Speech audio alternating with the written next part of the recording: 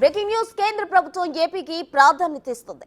కేంద్రం రాష్ట్రంలో కూటమి ప్రభుత్వం అధికారంలో ఉండడంతో సమస్యలు ఒక్కొక్కటిగా పరిష్కారం అవుతున్నాయి. ఇప్పటికే రాష్ట్ర అభివృద్ధికి కేంద్రం అండగా ఉంటుందని హామీ ఇచ్చారు.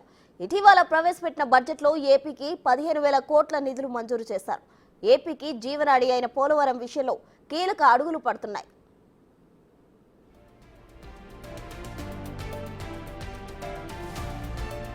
పోలవరానికి పూర్తిగా సహకరిస్తామని పార్లమెంట్ సాక్షిగా కేంద్ర మంత్రి నిర్మలా సీతారామన్ ప్రకటించారు.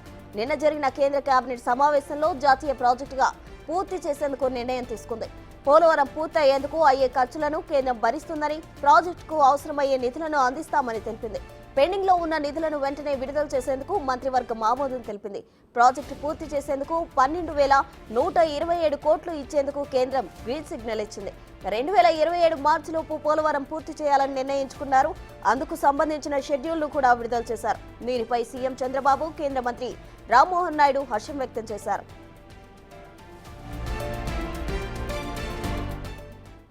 వికసిత్ భారత్ దృష్టితో ఏపీలో 2 గ్రీన్ఫీల్డ్ ఇండస్ట్రియల్ స్మార్ట్ సిటీల ఏర్పాటుకు కేంద్ర కేబినెట్ ఆమోదం తెలిపింది.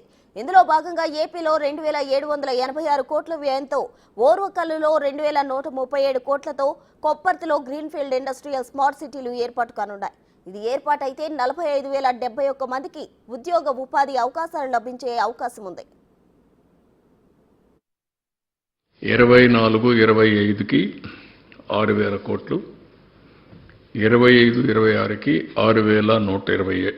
6,157 కోట్లు ఇవ్వడానికి కేంద్రం అంగీకరించారు. ఇక్కడ కూడా డేట్ వారీగా ప్రిస్క్రైబ్ చేశారు.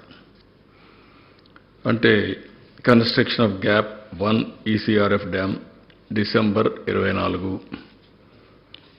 Construction of ECRF dam diaphragm wall gap 2 June 2025, completion of spillway and gates May 2025, completion of approach and pilot channels May 2025, completion of connectivities May 2025, completion of ECRF gap 2 and dam March 2026కి. మొత్తం కూడా ప్రాజెక్ట్ని 2026-27 మార్చి లోపల complete చేసేట్టుగా ఒక schedule announce చేశారు. ఇది ఒక విధంగా చెప్పాలంటే సంతోషించదగ్గ విషయం. దీన్ని మనస్ఫూర్తిగా స్వాగతిస్తున్నాం. నరేంద్ర మోడీ గారికి, నిర్మలా సీతారామన్ గారికి, సిఆర్ పాటిల్ ఎవరైతే వాటర్ రిసోర్స్ మినిస్టర్ ఉన్నారో ఆయనకి ముగ్గురు కూడా ధన్యవాదాలు తెలియజేస్తున్నాం. ఏపీకి జీవనాడి అయిన పోలవరం విషయంలో కీలక అడుగులు పడుతున్నాయి.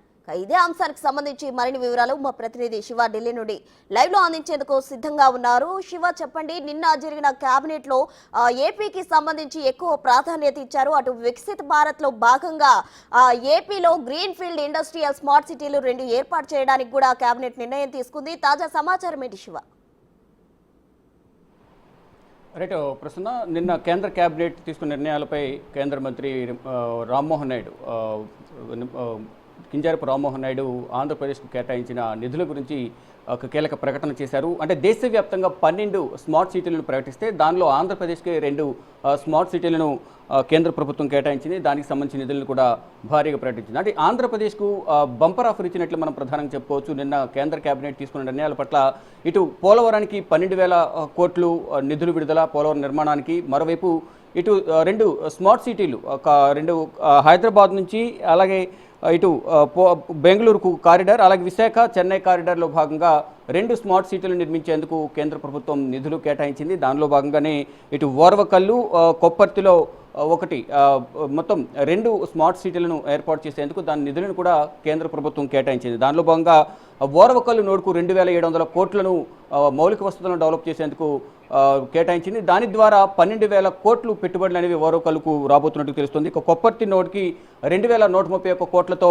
మౌలిక వసతులను కల్పించినట్టుగా కేంద్ర మంత్రి తెలిపారు. ఇక్కడ కూడా కొప్పర్తికి కూడా దాదాపు 8,000 కోట్లు పెట్టుబడులు వచ్చే అవకాశం ఉన్నట్టుగా తెలిపారు. దీని ద్వారా జీవనోపాధి పెరుగుతోంది, నిరుద్యోగుల సంఖ్య తగ్గుతోంది, ఉపాధి పెరుగుతుందంటూ కూడా ఇటు రాష్ట్ర ప్రభుత్వం కేంద్ర ప్రభుత్వం సమన్వయంతో ఇక్కడ కారిడార్ను కూడా ఏర్పాటు చేయబోతున్నారు. 2 స్మార్ట్ సిటీలను ఏర్పాటు చేయబోతున్నారు. దానిలో భాగంగానే ఇటు కేంద్ర ప్రభుత్వం రాష్ట్రం పట్ల ఎంతో అభివృద్ధి ధ్యేయంగా ప్రధానంగా ఇటు రాష్ట్ర ప్రభుత్వం కానీ ఇటు కేంద్ర ప్రభుత్వం కానీ ముందుకు వెళ్తున్నాయి. దానిలో భాగంగానే ఇటు నిధుల కేటాయింపుకు సంబంధించి కూడా గతంలో కేంద్రం బడ్జెట్ ప్రవేశపెట్టిన సందర్భంలో కూడా ఇటు అమరావతి రాజధాని నిర్మాణానికి 15,000 కోట్లు కేటాయించింది.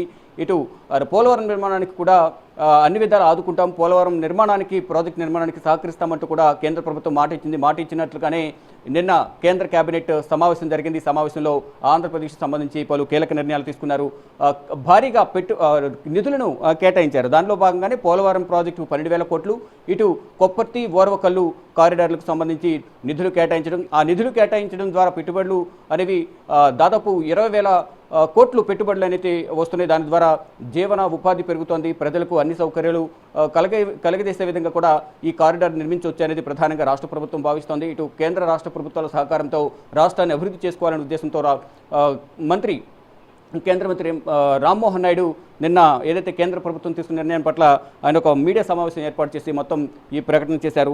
మరోవైపు పోలవరం ప్రాజెక్టు సంబంధించి ప్రధానంగా గత ప్రభుత్వ హయాంలో అభివృద్ధి కుంటుపడింది. మరోవైపు పోలవరం ప్రాజెక్టుకు సంబంధించి కూడా కేంద్ర ప్రభుత్వం సహకారం అందించింది, కానీ దాన్ని సరైన రీతిలో సద్వినియోగం చేసుకోలేకపోయారనేది ప్రధానంగా ఇటు రాష్ట్ర ప్రభుత్వం కూడా చెప్తోంది. దానిలో భాగంగానే ఇక్కడ రాష్ట్రం అభివృద్ధికి సంబంధించి గతంలో కేంద్ర ప్రభుత్వం అందించిన సహకారాన్ని సరైన విధంగా జగన్మోహన్ రెడ్డి ప్రభుత్వం సద్వినియోగం చేసుకోలేకపోయింది.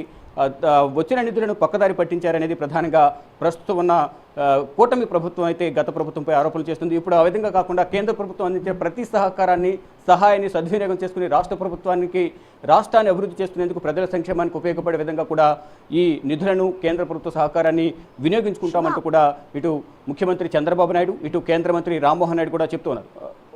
కేంద్రం నుండి ఫైనాన్షియల్ సపోర్ట్ ఉంది కాబట్టి పోలవరం ప్రాజెక్ట్ మొత్తం ఎప్పటిలోగా పూర్తి చేసే అవకాశం ఉందంటారు.